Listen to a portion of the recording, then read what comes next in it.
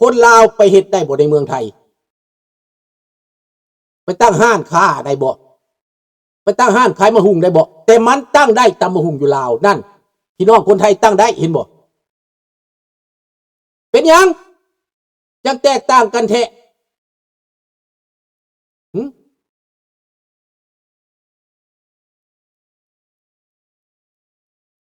แน่นอนเขาก็คิดว่ามันสิไปมองนั่นแหละเดี๋ยวนี้โดนัลด์ทรัมป์จัดการและอิหร่านนะจัดการอิหร่านทั้งนั้นก็จัดการรัสเซียแล้วสองคนมันเจอแล้วเจอทางตันจนหมดเงินหมดคำจนบ่มีสิเฮ็ดแล้วจนฉลองปีจนฉลองวันชาติบ่ได้แล้วได้ทหาร 2-3 กองร้อยมาเรียนแถวจะรออยู่หั่นแหละเบิดเท่านั้นบ่มีหยังรถถังก็บ่มีอีหยังก็บ่มีความปลอดภัยก็บ่มียูเครนฟาดไปใส่มอสโกแล้วมีแต่เสียไส้แล้วปลาไส้แล้ว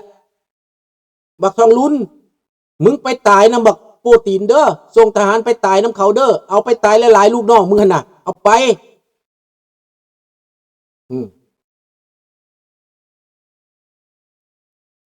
คู่มือนี้ได้กินได้อยู่ย้อนหยังแบล็กแอนด์ลาวมันอยู่ด้วยขายคำขายบ่แห่พื้นดินขายบ่แห่พื้นดินพี่น้องขุดแล้วขุดอีกขุดจนกุดจนเกลี้ยงพี่น้องขุดจนแผ่นดินล่มขุดลงพื้นดินเฮ็ดอุโมงค์เข้าไปเฮ็ดอุโมงค์เข้าไปพี่น้องเอารถแล่นเข้าไปขุดเอาอย่างใหญ่เขาบ่สนใจสิแผ่นดินสิล่มแผ่นดินสิลุกประเทศลาวสิเป็นจังไดเขาบ่สนพวกนี้น่ะพอมื้อนึงเขาตายไปสาธุมันตายไวๆบักทองรุ่นตายดับโคตรดับเสือดับซาดมันเด้อบักทองรุ่นเด้อมึงอยู่ไปมึงก็บ่มีความสุขดอกทองรุ่นมึงอยู่ไปโลดหน้ามึงจืดเพราะตายแล้ว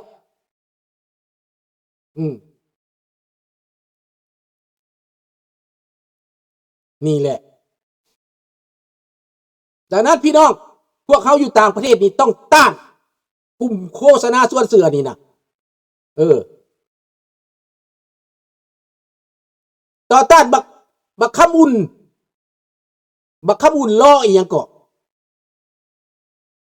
ล่อวันคำบ่ล่ออีหยังอยู่ฝรั่งน่ะต่อต้านมันโลดเห็นหน้ามันแกงไข่ใส่หัวมันหั่นปั้วโลดเอาไข่เน่าตากแดดไว้โดนๆเด้อใส่มาทุนโลดฟาดใส่หน้าผากมันปั้วโลดเอามันอยู่บ่ได้กินบ่เป็นเด้อพี่น้องเด้อเฮ็ดโลดบ่ตายยังดอกเอาไข่เน่าใส่บ่ตายเอามากระทุนใส่โลดใส่หน้าผากมันปั้วโลดมันมาในวัดหรือมันมาในสังคมเหมือนเข้างานเฮ็ดโลดเอามากระทุนใส่โลดแล้วมันจะได้หู้สึกบักนั่นน่ะบักหน้าหมาบักหน้าสันดานมาสิมาโฆษณาส่วนเสือหยังก็เป็นเกลือตะบิดข้าพเจ้าได้มาประชุมน้ำต่างหน้าแนวราสร้างชาติอยู่ลาวนี่เอ้ยดีหลายเด้ดีหลายเด้เพิ่นว่าเด้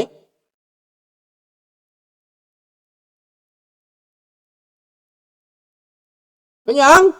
ขายให้จีนบ่เอาน้ำกรดให้มันกินน่ะเอาน้ำกรดเด้อขายมันเด้อสิเจ้าเด้อทอกน้ำกรดให้มันกินบักจีนน่ะเอาขี้หมอไผ่ให้มันกินน่ะอย่าให้มันเหลือเพราะแต่คนเห็นบ่ล่ะบ่ต้องปณีประนอมบัดนี้ศัตรูคนปุ้นซาดเป็นศัตรูพี่น้องมันมาปุ้นซาดได้พวกนี้น่ะมันบ่ได้มาสวยซาดได้มันมาเอาสมบัติเฮาได้มันเอาสมบัติเฮามันขายซาดบ้านเมืองบักทองรุ่นขายซาดบ้านเมืองสาบแช่งให้มันตายทุกมื้อทุกวันอยู่มื้อนึงมึงต้องตายพี่น้องเอาทำไมโยนตกแบบบักดวงใจพิจิตทำไมเนาะ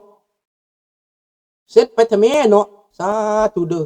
ข้าพเจ้าสินบทุกมื้อให้มันอยู่บ่ได้กินบ่เป็นเอาทุกมื้อเบิดทุกคนก็เอาแบบข้าพเจ้านี่เด้อเพิ่นหักได้ยินดอกเทวดานะคนชั่วคนเลว ถ้ามึงอยากเปลี่ยนประเทศบ่ได้ยากจักดีข้าพเจ้าบอกหลายครั้งแล้วยุบลัทธิคอมมิวนิสต์รวมลาวครั้งใหญ่ผู้ใดผิดบ่ได้ถูกอภัยโทษกันเบิดกลับขึ้นมาเว้ากันใหม่อันนั้นโอเคข้าพเจ้าพร้อมข้าพเจ้าพร้อมด้วยราชวงศ์ราชสร้างห่มขาวพร้อมแล้วสิรวมมือแต่ว่าต้องยุบพรรคคอมมิวนิสต์ต้องให้กรรมการสากลมาเป็นกรรมการยุติพรรคคอมมิวนิสต์นี่นะแบบเดียวกับโปแลนด์นั่นมึงกล้าบอกบักทองรุ่นมึงกล้าเฮ็ดบอกบักสันดานสัตว์มึงฟังอยู่มึงกล้าบอกอีเวียงทองอีสันดานสัตว์มึงจะมานั่งในสภาน่ะมึงจะมานั่งเป็นรองประธานประเทศน่ะที่แก้วหัวขอดตระกูลของมึงทำลายชาติบ้านเมืองมาเท่าใดแล้วมึงหน้าบ่อายมึงหน้าด้านผัวมึงเจ้าแขวงเสียงขวางปะย้อนหยังมันติดหอยพวกนางงามสังขารอีใดเป็นนางสังขารมันเอาไปเรียกข้าพเจ้าไปสืบเบิ่งผัวมันได้เป็นใหญ่เป็นโตเป็นเจ้าแขวงเสียงขวางอีเวียงทองหอยแหงได้ยินข้าพเจ้าว่าผัวมันไปติดสาวนางสังขารเจ็บใจป้าผัวทันทีอีเวนหาห้อยสมน้ำหน้ามึงบอก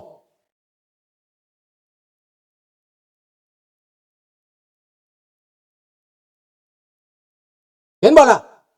สมน้ำหน้ามันบอก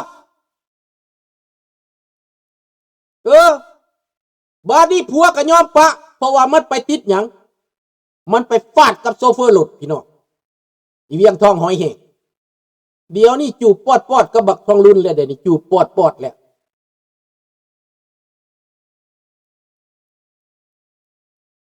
เนอะมันมีแต่จีนแล้วเพราะว่าพวกเจ้าปล่อยมันดิคนลาวปล่อยมันดิถ้าบ่อยากปล่อยมันสิยากบ่ประเทศอื่นน่ะแอฟริกาเขาเฮ็ดจังได๋แอฟริกาเขาเฮ็ดจังได๋บักจีนไปขุดบ่อแห่เขาไปเอาป่าไม้เขาแอฟริกาเขาเฮ็ดจังได๋ไฟเขาเผาหลดมันโอ้ยอุ้ยจ่าแล่นเมื่อนแล่นกลับปักกิ่งทันทีทันทีขึ้นจนทันบ่ทันจับมัดศอกแปรโอ้ยแขกดำเฮ็ดบ่สมน้ำหน้าเอาแบบแขกดำมัน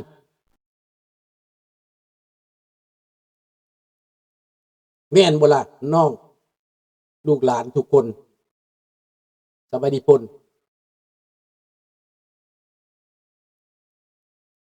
ลาวนอกทันโลกแต่ลาวในบ่ท่านหยังเขาจักอย่างมันสิท่านหยังเขาปิดหูปิดตาไว้พนเขาปิดหูปิดตาไว้คนนอกก็ยังโง่ให้เขาบางคนน่ะยังหลงเขาได้ท่านลุงบ่เว้านี่หลงแท้ๆคนนอกมันก็หลงคือกัน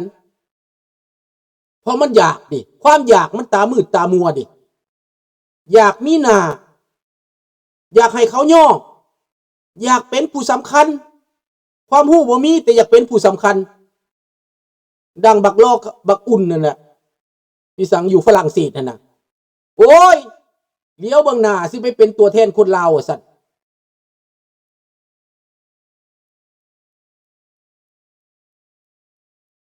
โจรอุปโลก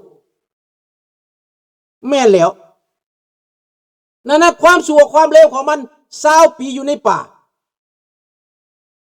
มันได้เข้ามาในเมืองเส้นลูกเส้นหลานมันบาดนี่รุ่นบักทองรุ่นที่2รุ่นที่3กินกันหูดับตับใหม่จากเกิดติดรถเป็นมหาเศรษฐีถามว่าเป็นมหาเศรษฐีแบบนี้ภูมิใจบ่บางคนโอ้ยเขาเป็นมหาเศรษฐีได้เพิ่นมาเว้าให้กับพระเจ้าเพื่อนเขาใหญ่ได้ฟาดราชวังได้ซัมปารีสใหญ่กว่าปารีสเฮือนอยู่เมืองลาวใหญ่เพิ่นภูมิใจว่าขายซาดกินแล้วโลภกินหนีภาษีแล้วลักภาษีแล้วเอามาสร้างบ้านเป็นของตัวเองช่วยโอกาสถามมาเฮาสะอ่อนบ่ข้าพเจ้าบ่สะอ่อนเด้ข้าพเจ้าว่าพวกนี้อันตรายเด้พวกนี้ได้สมรู้ร่วมคิดเด้พวกอยู่ในลาวปัจจุบันนี้ได้พวกเศรษฐีปัจจุบันนี้นะมันขายซาดขายบ้านขายเมืองนี่มันพากันนั่ง คมเหงเต็งเต็กประชาชนนี่นะมันลิ้นส้นสั้นถูกมือนี่ส้นสั้นถูกมือนี่เฮงกว่าสมัยก่อนนี่ว่าลูกเจ้าลูกนายว่าเขาเฮงเขาโหดเขาก็บ่ได้เฮ็ดป่านนี้เขาอวดเขาโง่ข้าพเจ้านี่ลิ้นกับลูกเจ้าลูกนายในสมัยก่อนก็บ่ถึงขั้นนี้ได้พี่น้องอย่างน้อยเขาก็ยังมีเรสเปคได้ข้าพเจ้าคนบ้านนอกลิ้นกับลูกเจ้าลูกนายเขาก็บ่ถึงขั้นนั้นได้แมนยูเขามีรถขี่ไปส่งโรงเรียนต่างกันข้าพเจ้าขี่รถถีบไปข้าพเจ้าก็มีความสุขจากวัดไตไปถึงโรงเรียนลิเซ่ข้าพเจ้าขี่ไปตามทางอันล้านสร้างนะข้าพเจ้าก็มีความสุขกินข้าวจีปาเต้ไปน้ำขี่รถถีบก็ได้เพื่อบ่ทันโรงเรียนหรือบ่ซั่นก็แวะข้างทางซื้อปั้นข้าวเหนียวที่1ปั้น1น้อยๆซีหลอดตอนน้อยๆอยู่วัดไตหั่นน่ะกินแล้วโอ้ยแซ่บนัวคือเห็นอดีตแต่มันก็เป็นความสุขพอมันได้รับการศึกษาได้เราเรียนภาษาฝรั่งเศสเรียนภาษาอังกฤษเรียนภาษาลาวเรียนเลขเรียนความรู้เรียนวิทยาเรียนเคมีฟิสิกส์นี่มันมีความสุขสมัยก่อนมันก็เป็นแบบนั้นแต่ข้าพเจ้าก็บ่เคยถือกฎขี่ข่มเหงจากลูกเจ้าลูกนายอีกอย่างใดแต่ทุกมื้อนี้นะลูกเจ้าลูกนายนี่ตัวเฮงตัวสกัดการบ่เฮ็ดงานบ่ทำสแตกยาเสพติดฆ่ายาเสพติดเป็นแก๊งตั้งบมตั้งบาตั้งโสเพณีขึ้นเต็มบ้านเต็มเมืองความร่ำรวยมาจากการเป็นโสเพณีจากการฆ่ายาบ้าจากการคอร์รัปชันจากการสอราชบังหลวงเห็นหมดละ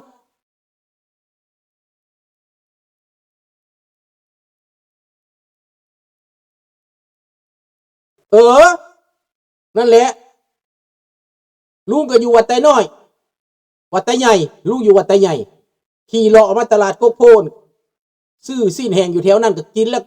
ปั้นข้าวปั้นหนึ่งกัดไปน้ำขี่ไปน้ำทางกินไปน้ำนะย่านบ่ทันโรงเรียนเด้20 นาทีไปนั่นแหละประมาณ20 นาทีก็ฮอดเลยโรงเรียนเห็นบ่ล่ะข่าวนั้นความสุขมันมีลูกเจ้าลูกนายก็บ่ได้เห็นมากดขี่ข่มเหงเฮาข้าพเจ้าก็ฮู้จักลูกในพลในพันหลายคนเขาก็บ่ได้มากดขี่ข่มเหงอีหยังเขาบ่ได้มาอวดโม้เขาบ่ได้ขายซาดข้าพเจ้าบ่เห็นเขาขุดบ่อคำไปขายข้าพเจ้าบ่เห็นเขาตัดป่าไม้ไปขายจนเกลี้ยงบ่มีเขาตัดไม้เขาก็มาข้าพเจ้าเห็นแว่แบ่ตัดไม้มาข้าพเจ้าเห็นลงเรือเจ้าบุดูมตัดไม้มาเลื่อยแล้วข้าพเจ้าเห็นลงเรือสิงเพชรมันอยู่สวรรณเขตกับนายพลกุดกับตัดแล้วก็เลื่อยแล้วคนลาวมาซื้อในราคาถึกๆส่วนหนึ่งก็แบ่งไปขายไทยตัดตามโควต้ามันดีได้แบบนั้นดังนั้นคนลาวในประเทศลาวสมัยนั้นชาวบ้านสามารถซื้อไม้แป้นเฮือนพาเฮือนมาได้เงิน20,000 กีบข้าพเจ้าซื้อแป้นปูเฮือนได้พี่น้องเฮือนหลังบักใหญ่น่ะ24 ต้นน่ะแป้นปูเฮือนมีแต่24,000 กีบรัฐบาลควบคุมราคาได้บ่ได้20 กว่าพันเท่านั้นเองพอเงิน5,000 กีบเท่ากันกับ100 กว่าดอลสวัสดิ์400-500 ดอลนี่เพราะว่าได้แป้นปูเฮือนได้เห็นบ่เศรษฐกิจแต่เมื่อสมัยก่อนแข็งแรงเงินสมัยก่อนก็แข็งแรงไปซื้ออยู่ไทยก็ได้ไปซื้ออยู่ญี่ปุ่นก็ได้ไปจ่ายอยู่ฝรั่งเศสก็ได้ไปจ่ายอยู่อเมริกาก็ได้เงินลาวเห็นบ่ล่ะ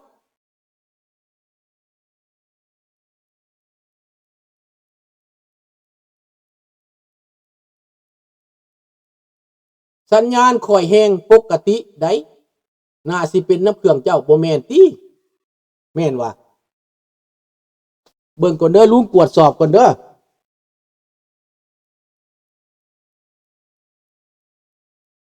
เป็นน้ำเครื่องลุงบ่